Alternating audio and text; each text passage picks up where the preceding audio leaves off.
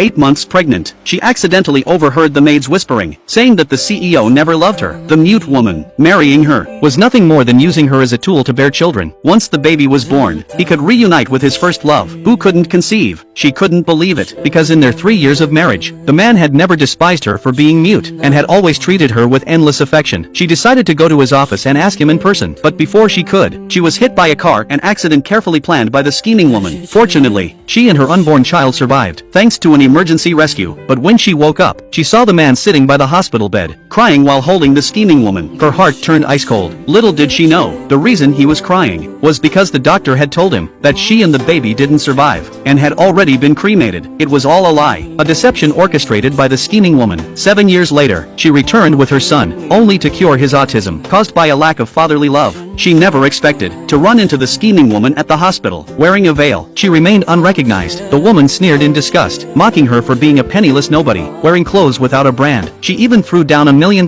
demanding that she give up the treatment slot. She simply smirked in silence, but her son spoke up. He calmly stated that his mother's outfit today was worth far more than $1 million. The staff recognized her clothes, a royal custom design, from the same designer who had dressed Queen Elizabeth herself. The scheming woman's expression darkened. She snapped at the boy, calling him a clueless bumpkin, saying there was no way he could recognize such high-end brands. Hearing her son insulted, she finally lost her patience. Lifting her hand, she slapped the woman hard across the face. Just then, the CEO arrived. Seeing him, the scheming woman immediately played the victim, begging him to stand up for her. The man frowned at her, demanding to know why she hit someone. She remained cold, only giving him 4 words: she deserved it. Confused, the man turned to the scheming woman. As she tried to weasel her way out, a store employee finally spoke up, exposing everything, how she had insulted the little boy. The man's expression darkened, but there was nothing he could do. He could only offer $10 million in compensation, hoping to buy her treatment slot, but she just scoffed, and said directly, "I want shares in your company." His face fell, and his voice turned cold. "Don't push your luck." She remained unfazed, her tone full of mockery. 9 years with your scheming woman, and this is all it's worth? The man finally caved, muttering an apology, but she had long lost the patience to argue with him. Taking her son's hand, she turned to leave, but the scheming woman refused to accept defeat, and right then and there, she demanded that the boy kneel and apologize.